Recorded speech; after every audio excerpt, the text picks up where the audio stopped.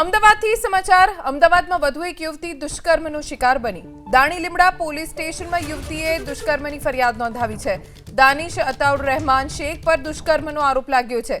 લગ્નની લાલચે યુવતી ઉપર દુષ્કર્મ આચર્યાનો આરોપ। યુવતી ગર્ભવતી બન્યા બાદ લગ્નનો ઇનકાર કર્યાનો આરોપ લાગ્યો। પોલીસે ફરિયાદના આધારે આરોપીને ઝડપી લીધો છે અને તેની સામે કાયદાકીય કાર્યવાહી શરૂ કરી છે।